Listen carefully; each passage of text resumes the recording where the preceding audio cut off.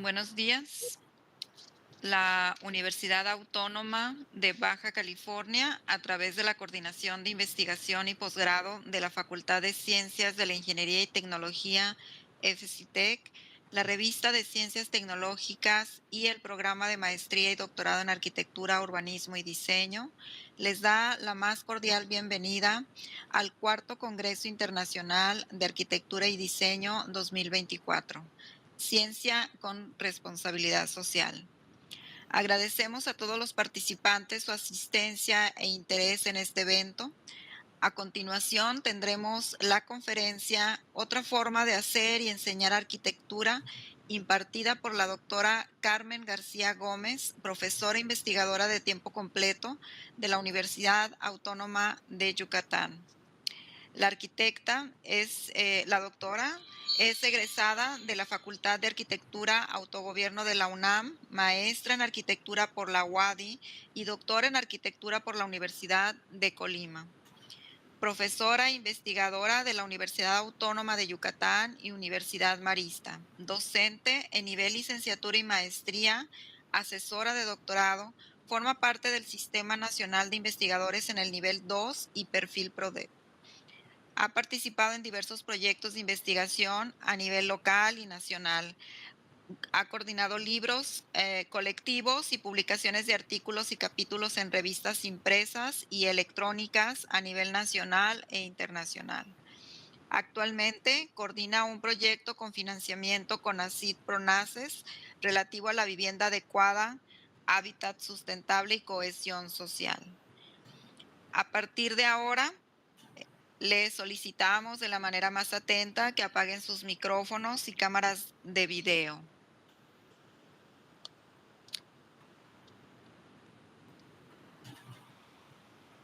Muchas gracias.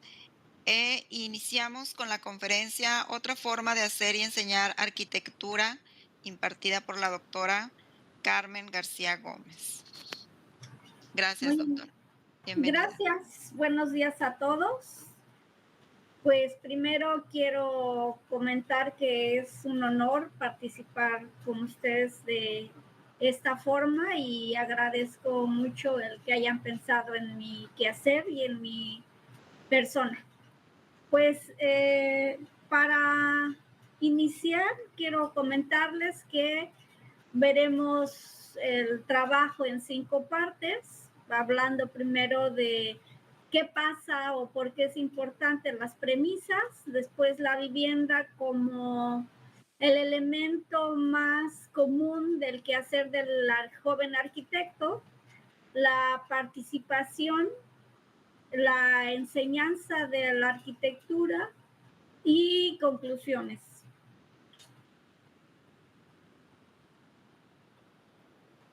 Referente a las premisas, pues es muy importante recordar que pues las ciudades, que es el punto de mayor crecimiento, es heterogéneo, diferenciado y por lo tanto siempre hay rezagos, es decir, que vamos a tener siempre nichos de oportunidad y puntos de mejora en cada ciudad. Es muy importante hablar de las zonas urbanas porque ya el territorio mundial, el más del 70% de los lugares ocupados son zonas urbanas, y eso que hablábamos de los crecimientos diferenciados y de esas diferencias que existen, pues lo podemos ver muy fácilmente, sobre todo en las ciudades grandes y capitales, donde está muy sectorizado los sectores de poder y el resto de la ocupación popular. Por supuesto, las causas son la poca, hay causas de muchos tipos, ¿no? Económicas, políticas y sociales, y unas de las más fuertes son la falta de inversión al campo, que no solo tiene el problema de la cuestión alimentaria, sino también provoca migración. Esta migración hace que mucha gente llegue a vivir en condiciones de habitabilidad escasa, o que se inserte en las zonas urbanas de los grandes conjuntos habitacionales, donde es la única posibilidad de obtener pues un lugar para vivir. Y entonces esta forma de ocupación va determinando patrones, no solo en cómo se usa el suelo, sino en la calidad de la vivienda y en el uso que las personas le dan a la misma. Es esa forma ultranza de la vivienda como el punto generador de ciudad, pues ha hecho que en todo, por lo menos en el territorio nacional, haya zonas diferenciadas. Las partes centrales cambian de uso y se quedan más como espacios de servicios y de infraestructuras para la ciudad, y la forma de la vivienda personalizada pues va quedando siempre más lejos de los centros de trabajo, de los centros educativos y de todas las requerimientos que necesitamos para trabajar. Y por supuesto esto está implícito por la gran cantidad de personas que vamos teniendo no solo en el país sino a nivel mundial, y que este flujo de personas pues va a implicar siempre el requisito básico de dónde vivir. Entonces, para el quehacer de los nuevos arquitectos será un punto importante la vivienda. Pero también otra cosa muy importante es el cambio climático. Y no solo tenemos que adecuar la vivienda a las formas de vida, sino a las nuevas condiciones de climáticas que existen y cuestiones de contaminación. Si generalmente hablamos de la contaminación del aire, de la contaminación del agua, de la cuestión de la basura o residuos, pero muy pocas veces nos consideramos algo de lo que nos sucede arriba, que es el cielo. Este flujo de líneas son los vuelos que hay en un día. Y esto implica que haya un gradiente de contaminación muy alto en la parte del espacio que nos va a contribuir a tener malas condiciones de vida. Entonces hay que ir pensando también en que hay una serie de formas de movernos que van a implicar grandes problemas para las ciudades. Bueno, pues la vivienda como unidad mi idea es que podamos repensar en muchas cosas. La primera, en cuanto hacemos la pregunta generalizada de qué es la vivienda, muchos de ustedes ya tienen una primera respuesta inmediata. Y pues la vivienda en general, en una encuesta a más de 1,000 personas, les viene como el punto más importante, que es la seguridad personal y familiar. Otra cosa más en la que piensan es que el espacio debe ser adecuado, que debe ser suficiente, que debe tener servicios, que tenga seguridad jurídica y física. Entonces, esta parte del sentir de los habitantes, esta fue una encuesta al azar, van a ver que va a coincidir con algunos de los indicadores de medición de la misma.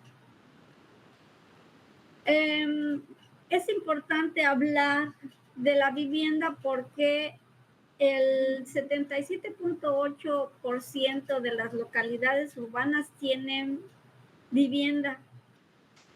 La vivienda ocupa casi el 70% de los territorios, entonces es demasiado importante. México tiene 31, casi 32 millones de viviendas. Yucatán, por ejemplo, tiene medio millón. Y el gobierno federal en el último año invirtió 370 millones de pesos en vivienda. De ahí que los números nos digan que sí, la vivienda es importante y que se mueve un flujo importante de dinero para hacerla. Pero no solo invierte el gobierno federal, también invierte la banca comercial y es otra importante cantidad de recursos que van teniendo en esto. A final del año 2023 hubo más de medio millón de unidades o acciones de vivienda nuevas, lo que implica que de ese casi 32 millones de viviendas que existían, pues ya hay 500,000 más. Y este ritmo de crecimiento continuo de vivienda hace que las personas que tenemos el quehacer del espacio, pues tengamos que pensar en soluciones importantes. A esta vivienda y sus tipos hay que agregar ahora las nuevas formas de usarla y de vivirla. CONAPO tiene ahora 11 tipos de familias reconocidos y esto implica que tenemos que diseñar ahora para otros usuarios, otros habitantes y repensar o pensar en cómo dar solución a otro tipo de familias que ya existen, ¿no? Y que son reconocidas, por lo menos por los consejos de población. Esto también nos lleva a pensar en que entonces no todas las viviendas deberían ser iguales, que tenemos que pensar en formas diferenciadas de solución y que tenemos que considerar que además de las familias tenemos otra gran diversidad. Y esa diversidad pues es las culturas con las que estamos conviviendo, las diferencias entre zonas regionales, entre formas de vivir en el espacio en muchos lugares, donde también tenemos migración y traen sus formas de el uso de la vivienda. Entonces esto hace cada vez más complejo la intención de solucionar la vivienda. Esta forma de solución de la vivienda tiene muchas modalidades de desigualdad.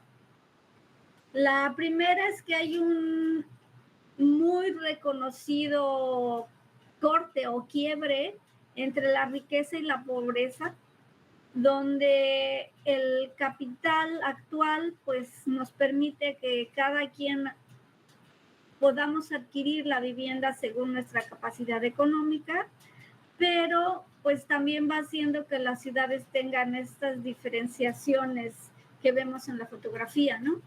También implica empleo y desempleo y concentración y dispersión dependiendo de la forma de ocupación del suelo.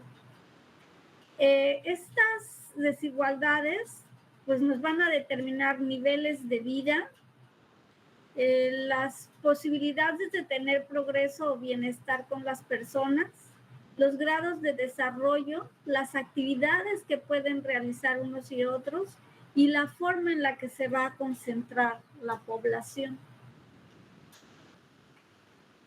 De ahí que en México, sobre todo, y en las grandes ciudades, cada quien que piense en su ciudad y en su actual o las ciudades que conocen y verán que tenemos unas diferencias muy importantes entre la forma de solucionar la vivienda para algunos o para otros. La forma periférica de migrantes pobres o de familias pobres, pues implica estas soluciones de estar ocupando territorios sin infraestructura, sin servicios, lejanos de todo, con materiales hechos de materiales de la región, generalmente reciclados, de baja calidad, sin posibilidades de cuestiones estéticas, sino todo está en función a resolver las necesidades básicas.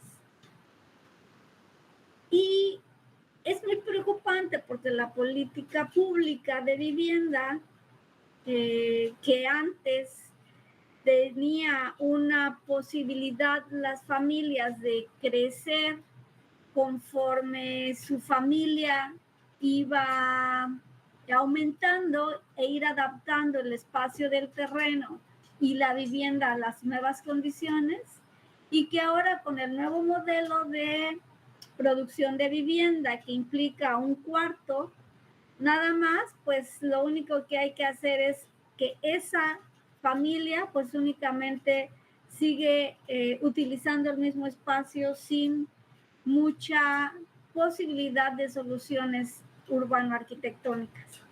Y lo que ha pasado es que tenemos estos escenarios que todo mundo conocemos, estas fotografías de los fraccionamientos inmensos, lejanos, que luego se hacen vacíos, impersonales y que pues van teniendo muchos problemas, ¿no? Pero tenemos que recordar que la vivienda es considerada un derecho y que además todos los discursos oficiales apelan a tener una vivienda digna. Es así que en el artículo 4 de la Constitución Política establece este derecho de todas las familias a disfrutar de una vivienda digna y decorosa según los lineamientos oficiales, ¿no?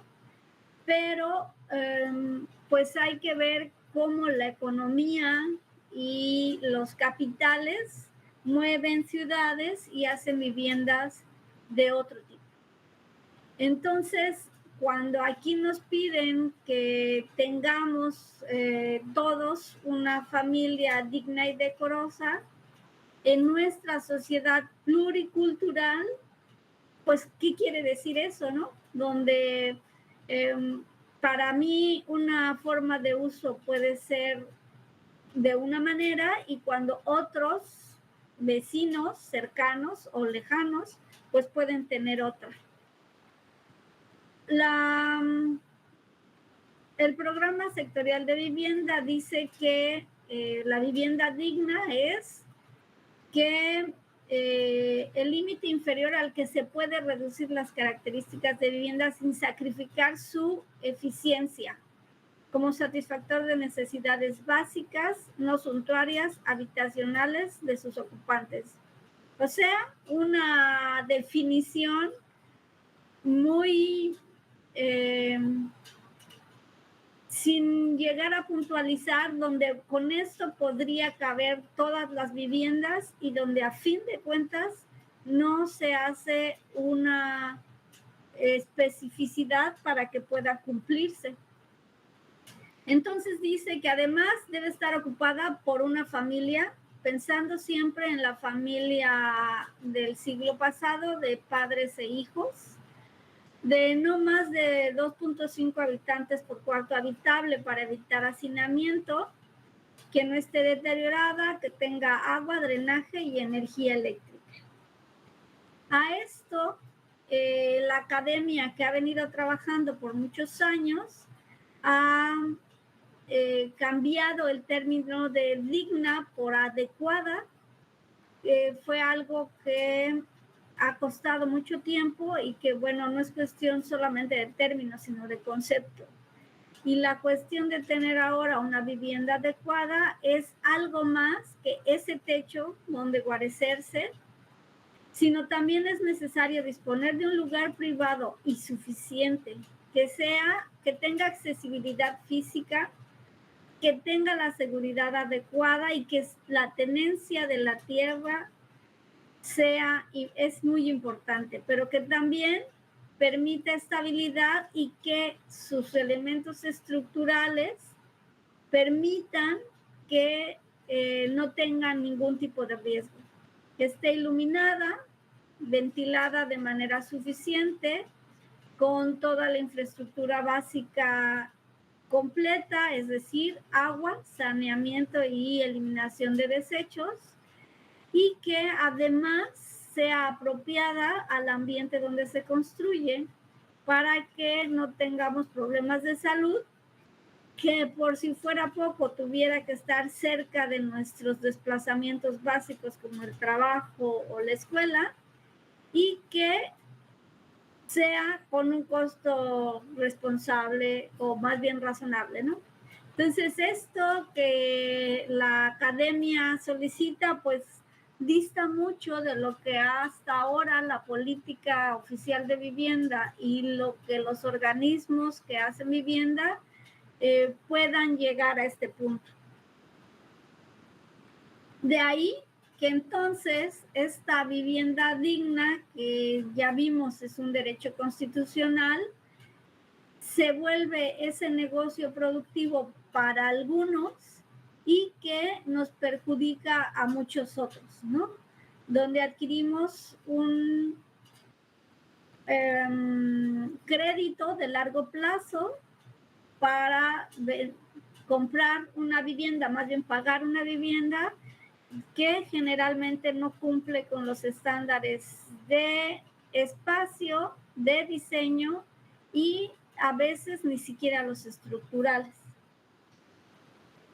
Estos grandes movimientos que ha habido en algunas ciudades y que fueron muy fuertes en el siglo pasado, pareciera que no nos enseñaron nada. Y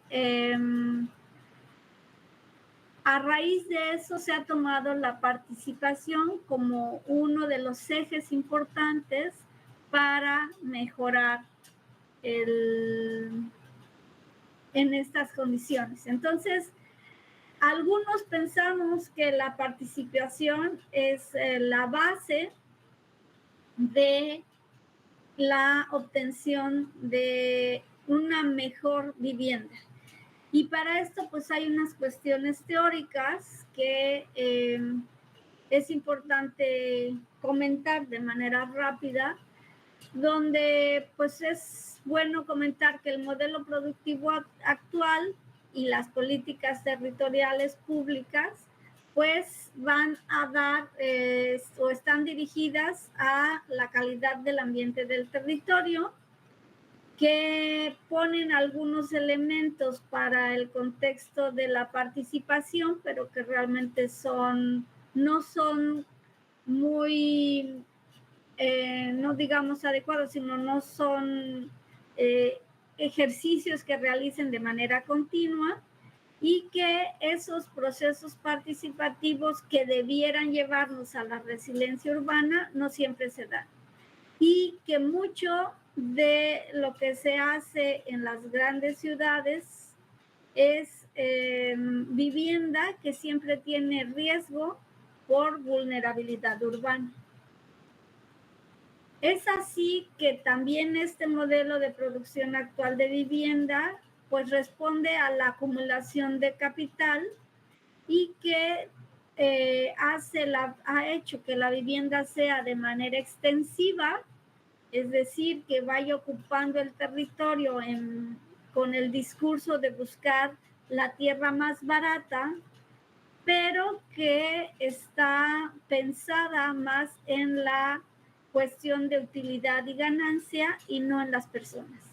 Y es intensiva porque cada vez se hacen predios más pequeños, lotes más chicos, y pues la vivienda va teniendo cada vez mayor densidad y vamos perdiendo espacios abiertos, espacios verdes y espacios de comunicación. Entonces, si todo se va en función a la rentabilidad, pues vamos a tener esas plusvalías absolutas y relativas solamente a los que invierten el capital y no para las personas que vivimos allá. De manera que el espacio urbano se vuelve únicamente una mercancía. Y ese riesgo y vulnerabilidad urbana son muy importantes porque es el grupo de personas o un grupo muy fuerte de personas en todas las ciudades los que van teniendo esto. Entonces hay urbanizaciones no planeadas, asentamientos en zonas de riesgo. De hecho, acabamos o debemos tenemos una noticia del Estado de México donde hay muchos muertos por un deslave, ahora con las lluvias, y debido a esta vulnerabilidad urbana y la ocupación de territorios de riesgo, cada vez tendremos más noticias al respecto, ¿no? Inundaciones, deslaves, con derrumbes, y lo que es peor, pues que generalmente va a haber personas que mueran, ¿no? Entonces, esta degradación del medio ambiente, el incremento demográfico y la poca inversión del gobierno, pues hace que sean lugares complicados, ¿no? Entonces, estas ocupaciones no aptas van a tener siempre o van a ser una amenaza que va a poner en peligro a las personas y va a manifestar siempre condiciones de vulnerabilidad. En contraparte, las urbanizaciones planeadas que siempre tendrían que estar presentes en la planificación de nuestras ciudades, pues tendrían que ir pues un poco apostándole a la densificación, porque la desocupación de vivienda en general en el país es muy alta, y a concentrar a la población en territorios para buscar esta resiliencia urbana. Y con esto, pues hacer este punto de la resiliencia es un concepto que ha estado en boga muy fuerte en los últimos años y que pues es reconocido para muchas áreas, ¿no? En la física, pues la elasticidad del material, en la psicología, la recuperación de la integridad de las personas, en la cuestión de la ecología en función al desarrollo y la conservación de los ecosistemas, la economía por el enfrentamiento de riesgos, pero pues para las ciencias sociales y la arquitectura es esa capacidad que tiene la sociedad de adaptarse y de recuperarse en cualquier momento, sobre todo en los momentos de desastres, ¿no? Y lo que se querría o lo que quiero señalar de manera puntual es que esta resiliencia urbana pues pone a prueba las capacidades sociales porque pues si hacemos ciudad y hacemos espacios buenos estaríamos evitando muchos problemas, ¿no? Y la idea es que en lo que se sigue estudiando es si se puede hacer esta resiliencia en la parte de planeación o si tendremos la capacidad de adaptar los espacios una vez que se hayan hecho. De ahí que, bueno, tenemos tantos problemas en la cuestión de las ciudades en respecto a la cuestión de la ocupación y uso, que la participación social ha tenido una trayectoria muy importante desde la mitad del siglo pasado por esa incapacidad del Estado de dar viviendas de calidad a todas las personas. Entonces, La idea de esta participación social pues se reconoce como este proceso en el que se involucran las personas con compromiso y que sobre todo adquieren la responsabilidad de tomar decisiones para el cumplimiento de objetivos comunes y que permite de alguna manera la vinculación entre los habitantes y el gobierno. A esto, bueno, tenemos dos formas de dos conceptos muy importantes que a veces se confunden, y es la de la participación ciudadana y la participación comunitaria. Entonces, la participación ciudadana es un proceso social en la que se agrupan las personas en función a sus intereses y que pueden intervenir o son parte de organizaciones que no necesariamente puede llevar al consenso social. Y la participación comunitaria es esa modalidad colectiva de participación que implica legitimar programas sociales y que se espera que se tengan recursos para la recuperación. Es así que hay muchas formas de participación social y pues tiene distintas formas de acercarse, pero hay una serie de pasos o de niveles de compromiso que es importante conocer, pues que es la información, la consulta, la toma de decisiones, el control y la gestión, dependiendo de lo que se vaya a solicitar, pero es muy importante.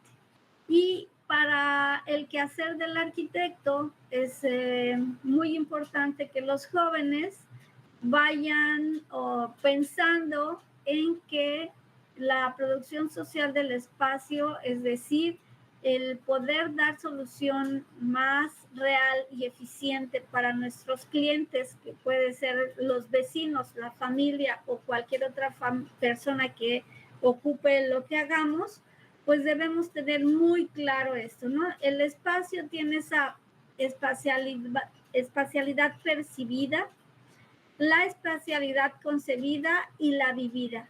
Es decir, eso que yo realmente me está dando, eso que creía que me daba y la realidad que vivo. Esta forma es muy importante tenerla en cuenta para poder tener proyectos que den solución real a puntos específicos. Y a partir de ahí, bueno, pues, para salir de este modelo clásico de cómo aprendemos y hacemos arquitectura, hemos trabajado aquí en la UADY en vinculación con muchas de los institutos de investigación de acá de la península en enseñar arquitectura de una forma distinta.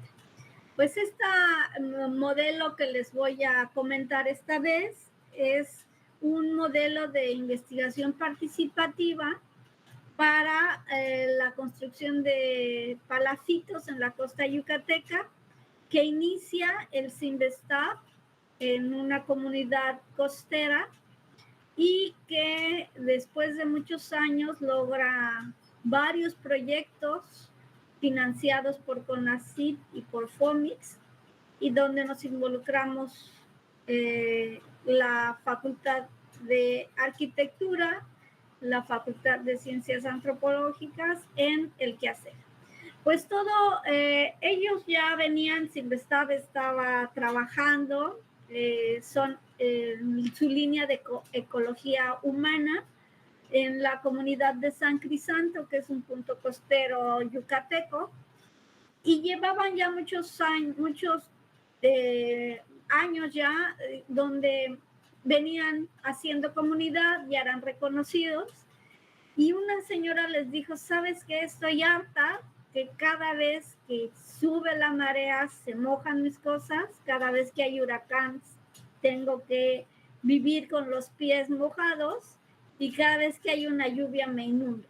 Entonces, a partir de ahí, ellos ven que es necesario, por lo menos en la costa yucateca, hacer vivienda en palafito. Nosotros tenemos 1,500 kilómetros de costa, entonces pues es muy importante para nosotros esas condiciones de vida. Esta es trabajaron allá e hicieron varios modelos que tenían como solución pues esa vivienda palafítica que han hecho con modelo participativo. Y ya había 3 allá cuando decidieron hacer uno fuera de esa comunidad de San Crisanto y venir a esta comunidad de Chelem. San Crisanto está más para acá, para el oriente del estado. Venir a la comunidad de Chelem, que presenta unas condiciones de habitabilidad difíciles, y para probar el modelo de investigación participativa. Este tipo de vivienda es la vivienda que existe en la línea costera, la que es propiedad de gente extranjera, es propiedad de los más ricos de Mérida, porque es la playa más cercana. Entonces muchos yucatecos hacen todavía la temporada de verano en la playa, implica que se mueven hacia allá, pero toda la franja de playa está ocupada por ese tipo de personas. Esta franja amarilla es el asentamiento que ha venido creciendo en muchos años, y la zona roja es la nueva zona de ocupación, porque si pueden ver es una franja costera muy angosta y después está el mar, el Golfo de México, esta costra pequeña, después hay ciénaga, y entonces son puntos inundables que existen acá. Y por supuesto, este tipo de vivienda deja fuera a todos los habitantes de los puertos y a los pescadores, que pues tienen que hacer una vivienda de otro tipo, algunas como estas de fraccionamiento, pero que esa franja roja viven en esta forma, ¿no? Donde hacen suelo a partir del relleno de la ciénaga con basura, y después van trayendo arena de la playa para compactar, y estas son las condiciones de vida de mucha de la población costera, por lo menos de esa comisaría, ¿no? Entonces, pues de hecho los vecinos te solicitan, ayúdanos, haz patria y tira aquí tu basura. Generalmente decimos no a la basura, pero ellos tienen letreros pidiendo que la gente tire la basura en puntos para que ellos después puedan rellenar, hacer suelo y tener sus viviendas por supuesto, en situación precaria. La idea era, bueno, pues trabajar con esta metodología participativa que apela a que la educación es mutua, ¿no? Tenemos educación, aprendizaje, acción, participación, que son los pasos que te pide que sigas. Y esto lo que lleva es un proceso de trabajo con la comunidad largo. A nosotros nos llevó 1 año y medio de trabajo con ellos para que vean el resultado al que llegamos.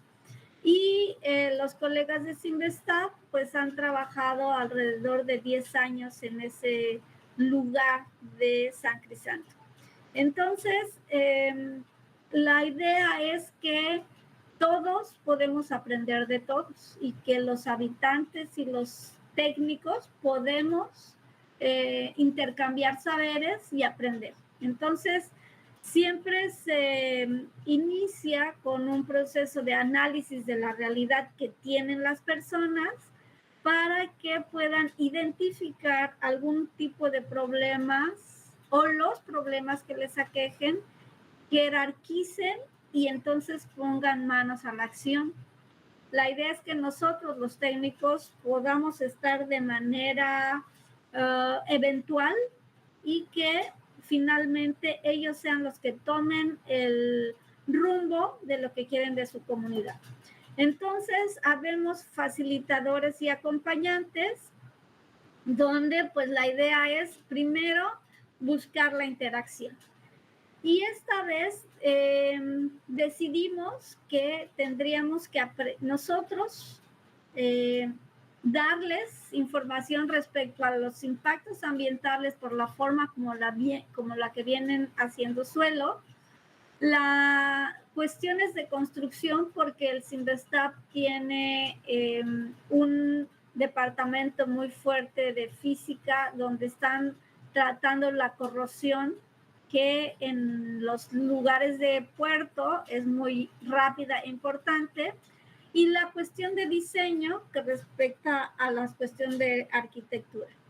Se hicieron una serie de juegos, se diseñaron algunos, por supuesto, en base a en algunos que la gente conoce, pero la idea de esto, estas serpientes y escaleras y algunas otras herramientas, donde cada imagen implica un concepto. Quiere decir que al final las personas aprendieron o identificaron 50 conceptos de la lista que les dimos allá, ¿no?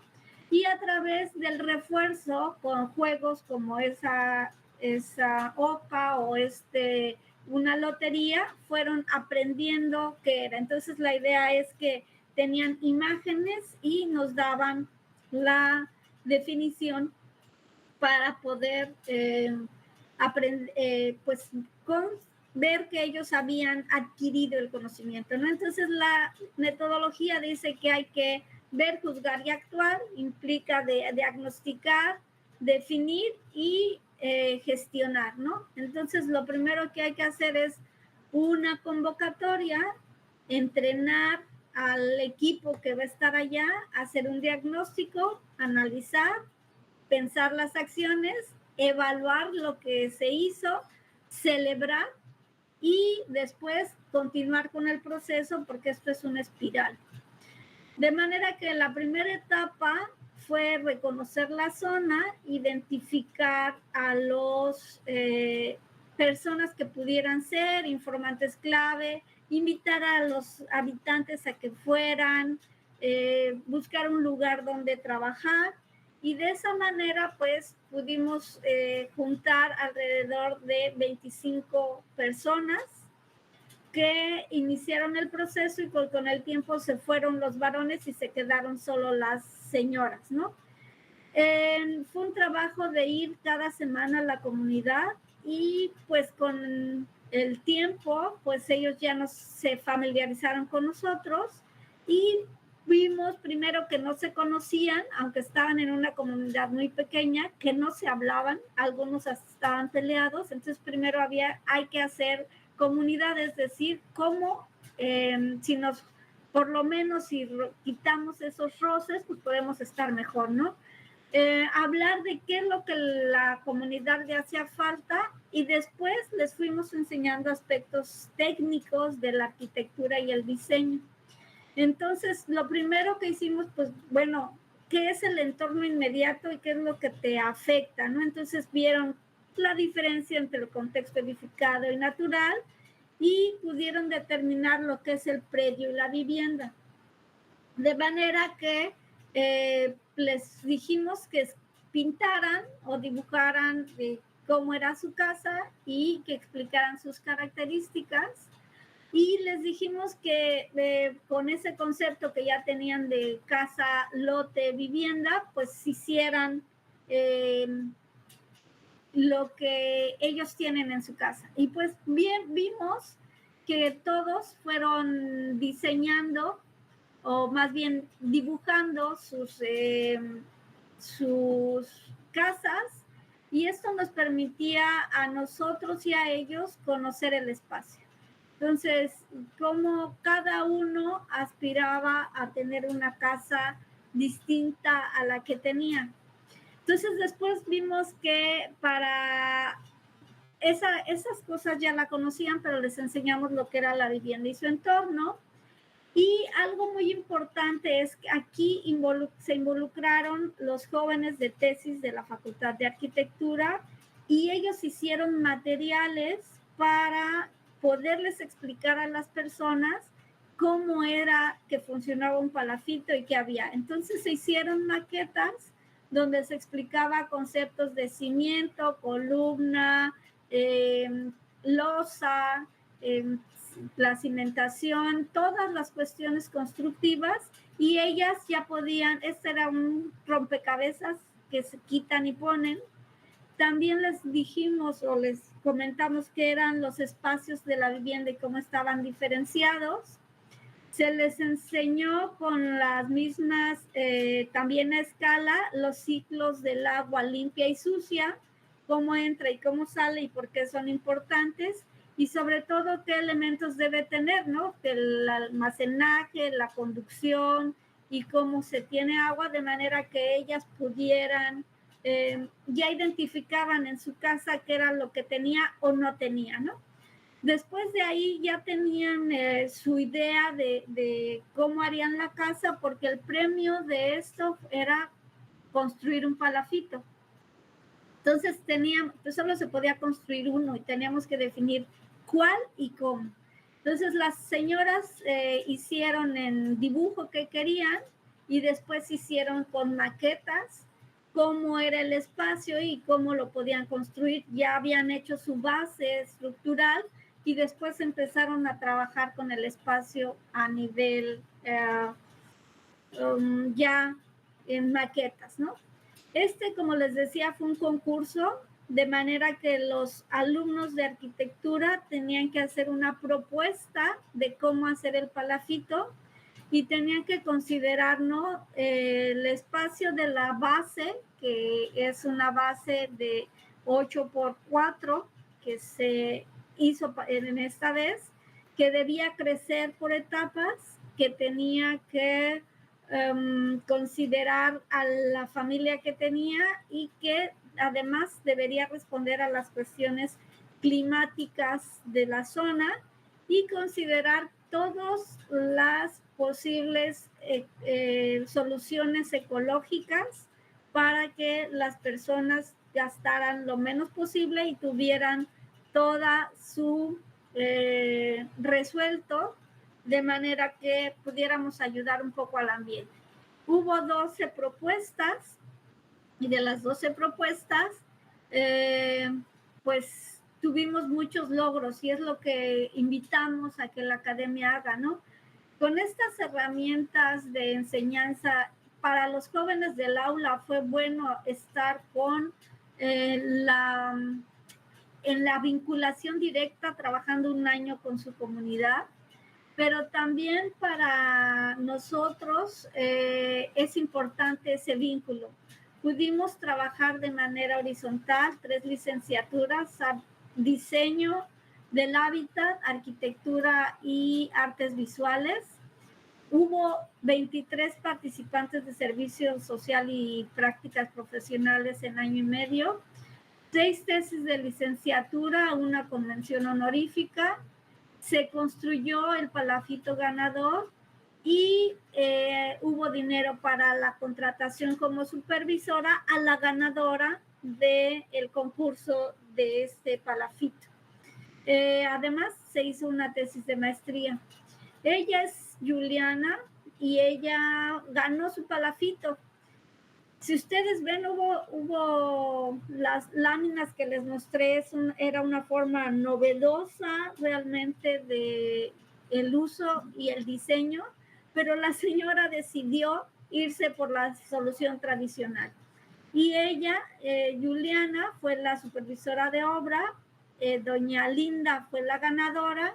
Ella vivía en esta casa de cartón y esta fue la casa que obtuvo al final, donde nosotros pudimos demostrar que sí se puede trabajar en grupo y que la comunidad, nosotros nos retiramos porque ya habíamos cubierto el objetivo, pero ellos siguieron.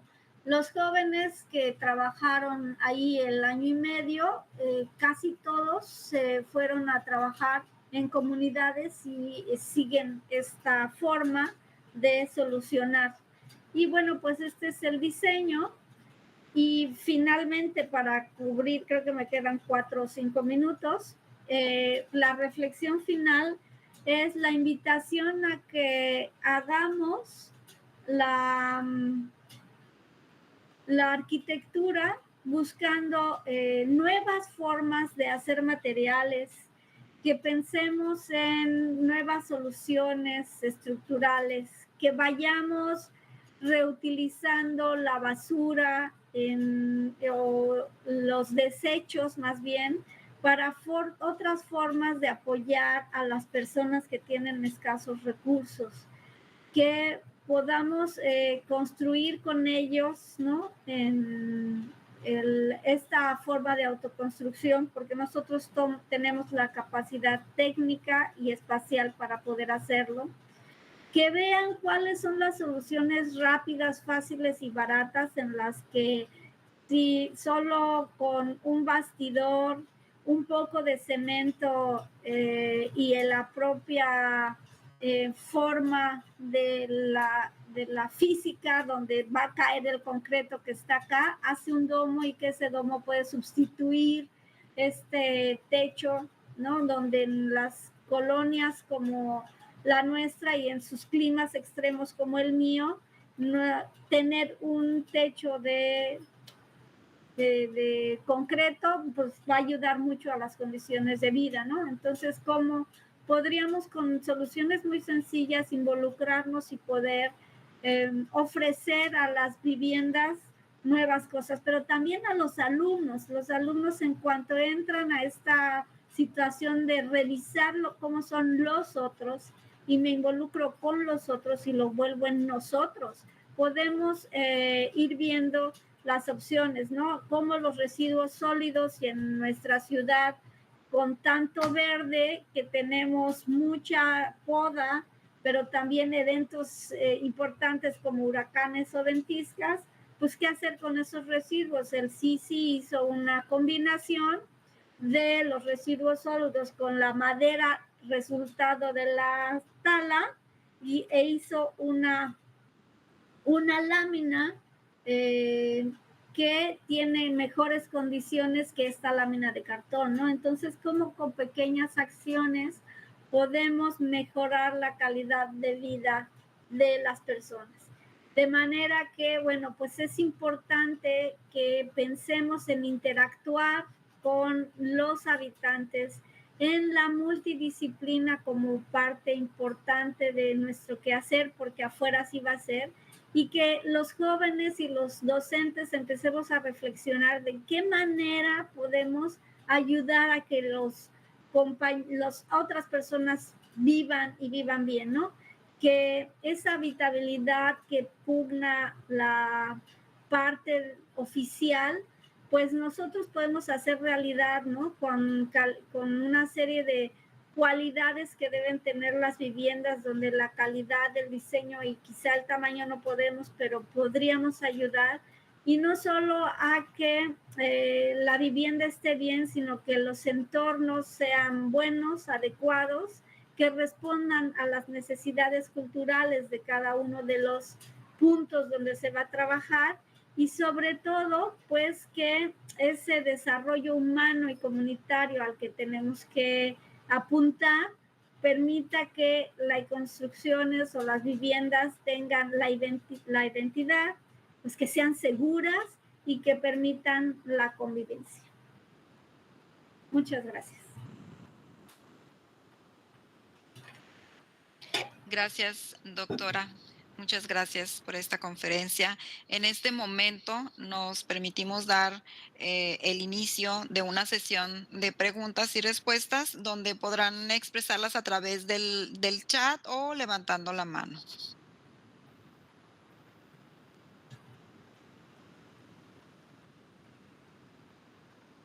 ¿Alguna pregunta?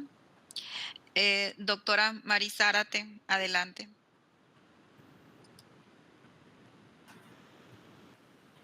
No puedo activarlo. Bueno, ¿ya me escuchan? Ya. Gracias.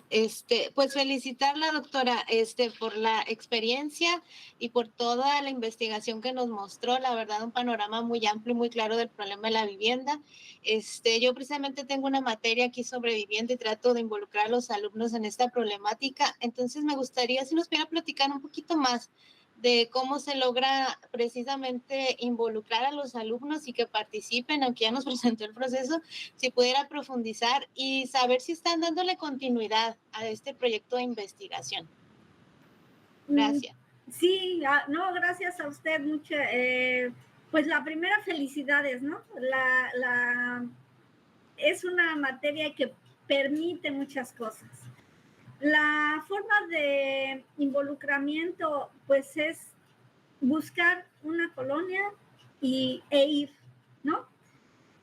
Yo sé que eso parece como que algo muy sencillo, pero es difícil y quizá con sus alumnos del el semestre con el que empiece no pueda terminar, pero van a ir avanzando y los jóvenes se van a ir sumando poco a poco en distintas fases del proceso, ¿no? Porque tenemos un semestre. El proyecto duró 2 años y mis alumnos entonces eran de tesis. Tuvieron su año de tesis conmigo y luego tuvieron que quedarse pobres 6 meses más, pero pues valía la pena, ¿no? Entonces, sí, esa sería la idea. La otra es trabajar en conjunto con nuestros compañeros de construcción. Y ellos, en lugar de que les enseñen en la teoría de, mira, así es la columna y esta parte, poder ver así qué necesita nuestro vecino, porque a lo mejor solo es explicarles cómo es y vamos juntos o juntarlos para que a lo mejor ellos hagan a nivel de escala algunas cosas, ¿no? Que puedan identificar qué están mal, pues en muros o qué no tienen techos. Y ustedes deben tener allá muchas cosas de residuo. Por ejemplo, aquí hemos trabajado la nieve seca de los empaques con concreto que ha sido resistente, ha sido suficiente, aunque no resistente como el concreto normal, pero pues puede dar aplanados, puede dar una serie de cosas, ¿no? Y también, pues si hay algún otro colega que esté haciendo materiales o algo, y de esa manera los jóvenes no solo van a interesarse en las 3 materias o en las materias que se involucren, sino que les va a quedar el conocimiento significativo. Y es largo el proceso, pero si usted va teniendo como las ideas o el plan trazado, pues los jóvenes van a ir como en transectos, ¿no? Pues solo este pedacito, pero no importa, les enseñamos tú vas a estar en todo este proceso. Algunos se quedan, ¿no? Muy poquitos siguen yendo. Y le dimos continuidad, sí, estamos midiendo la corrosión allá porque era uno de los puntos y se sigue ya no con tanta regularidad, pero los vecinos se siguen juntando, entonces tienen problemas de que las redes de los pescadores no están bien o que se inundó o cosas así, entonces está bien.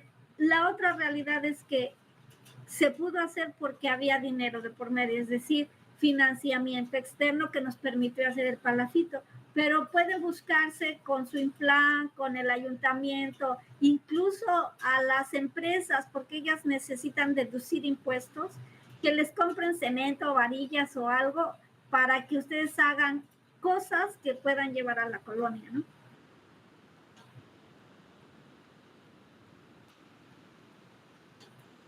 Muchas gracias. A usted. Gracias, doctora Zárate. Doctora, tenemos otra, alguien levantó la mano, doctor Rincón, adelante. Claro, buenos días a todos. Muchas gracias por el espacio.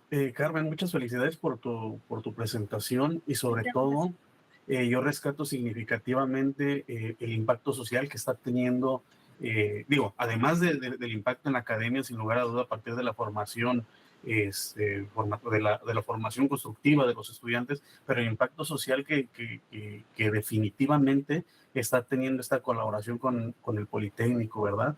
Me surgen algunos planteamientos que me gustaría a ver si me puedes ayudar en resolverlos. El primero, como bien comentas, el prototipo del palafito, pues resultó en cierto gasto, en cierta inversión.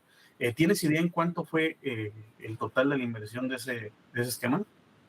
Sí, aquí algo que no se puede reproducir porque la idea era hacerlo como un programa estatal de vivienda, pero como los colegas quieren evitar la corrosión, la primera plataforma que se hizo en San Crisanto costó más de $1.5 millones. Okay.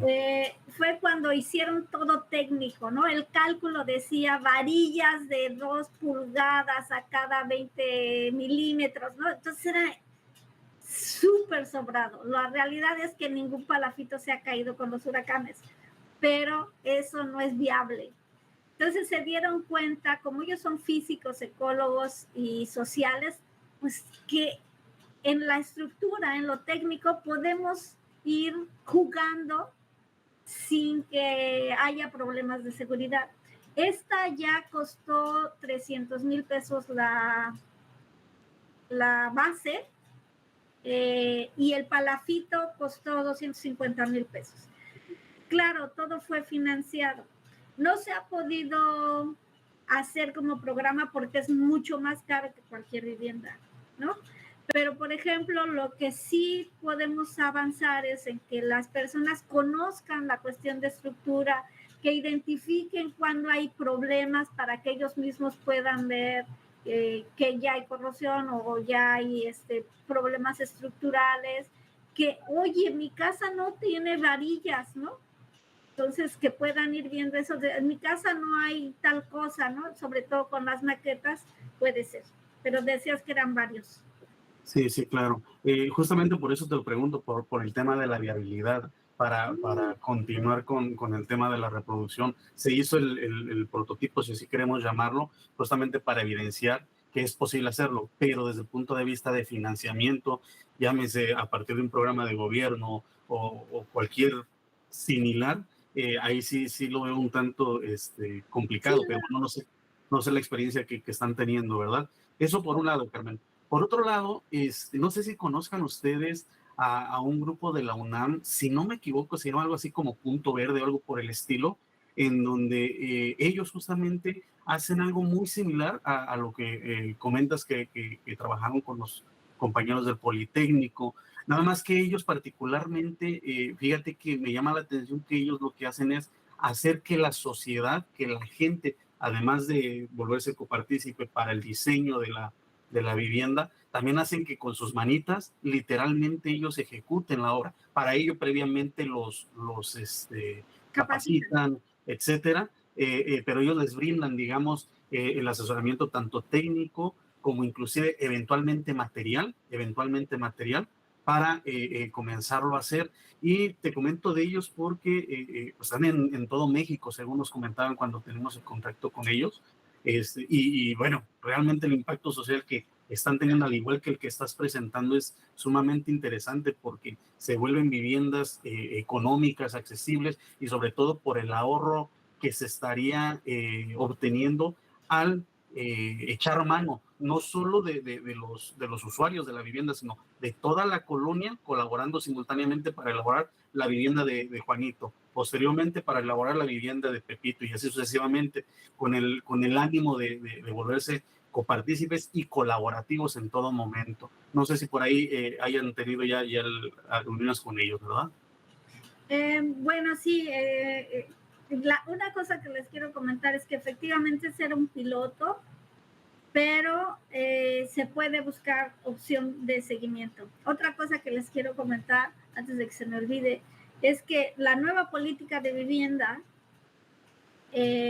por lo menos para el financiamiento a través de CONACYT, y eso también para la doctora Zárate, que me hizo favor de preguntar, está trabajando con proyectos de incidencia social y va a ser la continuidad. Es decir, que las próximas convocatorias CONACYT para vivienda deben trabajar este componente. Les comento que mañana tendrán una conferencia magistral del proyecto donde estoy participando y ahí les dirán muchas de las cosas de las que ahora estamos viendo, pero eso es importante porque ahí se puede buscar. Y sí, Punto Verde tiene esa particularidad, la conocemos, pero y está bien el trabajo. Ahora, ¿qué pasa como academia? Pues que necesitamos ellos tener como un laboratorio especial que esté experimentando con materiales o que conozca y sepa. No sé si nuestras escuelas tienen, la mía no. Pero, por ejemplo, si no hay, pues empezar a ver ustedes qué tienen. Pues tienen llantas, tienen una serie de arenas o piedras. ¿Cómo hago con eso que hay allá? Supongo que por cuestiones de maquila y de eso deben tener también otros materiales residuos. Nosotros trabajamos con lo que sobra del Enequén porque es lo que están fabricando acá, ¿no? ¿Cómo hacemos para tener un material que pueda ser, como tú dices, de autoconstrucción, que pueda ser reproducible y seguro? Una cosa los ejemplos que vieron, el problema está en escalar el material al sistema constructivo y es donde los arquitectos estamos trabajando. Entonces, no es tan sencillo a veces porque pues puede ser una buena idea, pero ¿cómo lo hago masivo? O sea, voy a PET, sí, pero necesito 3 millones de cosas de PET, ¿dónde lo guardo? ¿No? O sea, ese tipo de cosas, pero yo creo que si ustedes tienen la fortaleza de tener campus en muchos lados, que tienen muchos especialistas muy buenos en muchas áreas, entonces solo es juntarnos y cómo le hacemos para que los jóvenes se involucren, ¿no? Para que no solo los profesores investigadores participemos, sino para que los jóvenes lo hagan como una práctica cotidiana que podamos dejar como sello. Te agradezco mucho las respuestas. A ti. Muchas felicidades nuevamente. Un abrazo, Julio. Gracias, doctora. Gracias, doctor, por su pregunta. Y vamos a dar continuidad. Nos vamos a permitir, doctora, leer su constancia. El cuarto Congreso Internacional de Arquitectura y Diseño, CIAD 2024, Ciencia con Responsabilidad Social, agradece su participación como conferencista magistral con el tema Otra forma de hacer y enseñar arquitectura, presentada el 18 de septiembre de manera virtual con la organización de la Facultad de Ciencias de la Ingeniería y Tecnología, Unidad Valle de las Palmas, de la Universidad Autónoma de Baja California. Atentamente por la realización plena del CER, Tijuana, Baja California, 18 de septiembre del 2024. Firman los organizadores de este Congreso Internacional y pues agradecemos su participación, doctora. Muchas felicidades por esta conferencia y a todos agradecemos su participación y los invitamos a seguir presenciando otros bloques de este evento internacional. Muchísimas gracias. Buena tarde para todos. Pues gracias, muchas gracias a todos por su asistencia, por la invitación y mucho éxito. Gracias, doctora. Buen día. Hasta luego.